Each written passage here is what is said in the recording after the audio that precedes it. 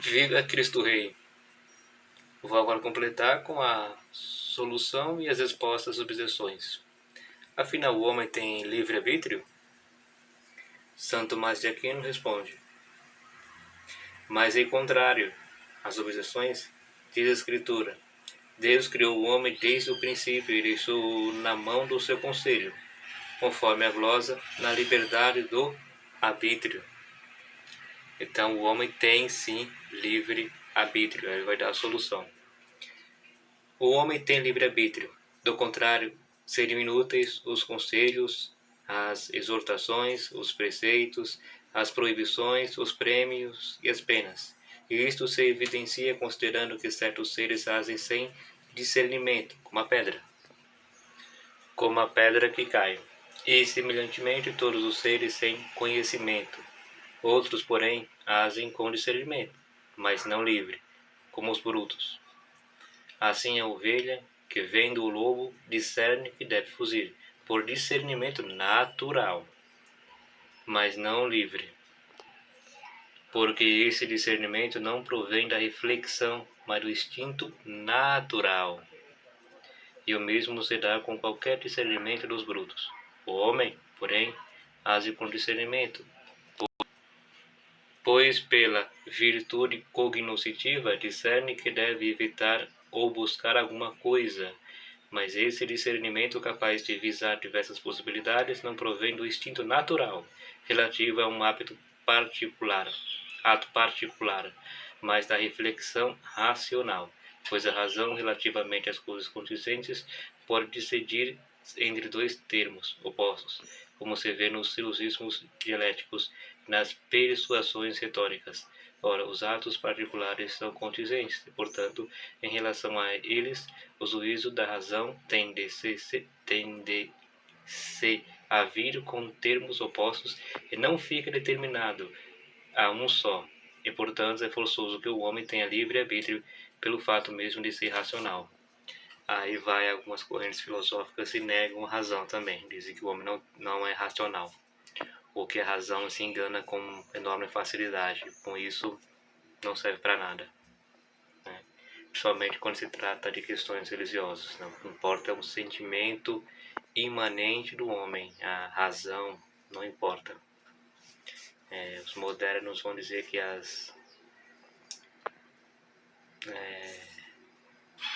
que a visão dogmática é insuficiente para mostrar realmente como é que Deus é. As definições dogmáticas são insuficientes para se compreender o mistério divino. Na verdade, eles não querem entender, isso é realidade. Compreender que a verdade existe, que como consequência existe a verdadeira beleza, a verdadeira religião, o bem, o mal, etc. Qualquer pessoa de bom senso consegue entender. Então essa foi a solução ao problema, né? Vou agora falar sobre 3 objeções. Donde a resposta à primeira objeção: como já se disse antes, o apetite sensitivo, embora obediente à razão, pode, contudo, recalcitrar, desejando o que a razão proíbe. Ora, o bem que o homem não faz quando quer é o que consiste em ser concupiscente contra a razão, como diz a glosa de Agostinho a esse passo. Está falando da questão do apóstolo, São Paulo. Resposta segunda: não se deve entender que esse passo do apóstolo no sentido em que o homem não quer e não corre por livre-arbítrio, mas como significando que o livre-arbítrio não é suficiente para isso, se não for movido e ajudado por Deus. Resposta à terceira objeção: o livre-arbítrio é causa do seu movimento, porque o homem pelo livre-arbítrio é levado a agir, mas contudo não é necessário para a liberdade que o livre seja a causa primeira de si mesmo, assim como não é necessário para a causa ser causa de outra, que seja a causa primeira. Ora, Deus, aí é a página 554, Deus, pois é a causa primeira motora, tanto das causas naturais como das voluntárias, e assim como movendo-as, não faz com que os atos delas deixem de ser naturais, assim também movendo as voluntárias, não faz com que os seus atos deixem de ser voluntários, mas antes causa-lhes essa qualidade, porque obra em cada ser conforme a propriedade deles. Resposta à quarta objeção. Disse que não está no homem escolher o seu caminho. Quanto à execução das eleições, nas quais o homem pode ser impedido, queira ou não, mas as eleições em si mesmas dependem de nós, suposto contudo o auxílio divino. Nosso livre-arbítrio só realmente funcionará corretamente ao nosso bem se for ajudado por Deus. O livre-arbítrio interpretado de maneira incorreta cai no liberalismo ou na negação do próprio livre-arbítrio. Resposta quinta, que é mais longa, né? Dupla é a qualidade do homem, uma natural, outra superveniente. Aquela pode ser da parte eletiva e do corpo ou das virtudes anexas ao corpo. Assim, por ter da qualidade natural intelectiva que o homem deseja o último fim, que é a beatitude, cujo desejo é natural e não depende do livre-arbítrio. Todo homem deseja a beatitude, independente do livre-arbítrio. E é por ter tal qualidade natural quanto ao corpo e as virtudes anexas ao corpo que o homem tem tal compleição ou tal disposição em virtude de determinada impressão das coisas corpóreas, que se não podem aplicar à parte intelectiva por não ser esta ato de nenhum corpo.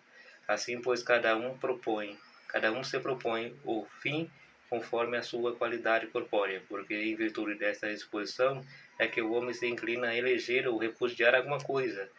Essas inclinações, porém, são dependentes do juízo da razão, a qual obedece ao apetite inferior, como já se disse. Não, obedece à razão. Aí os modernos negam a razão.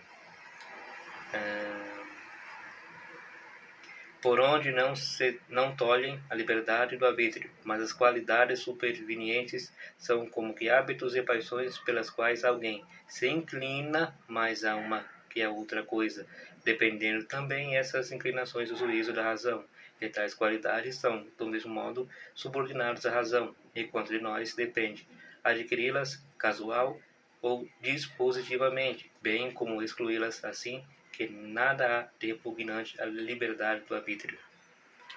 Então, ficou bem claro aqui que o homem tem livre-arbítrio. Os modernos vão dizer que a gente tem que buscar uma sociedade de consciências livres. Já vimos no vídeo anterior que não é possível ter consciência livre.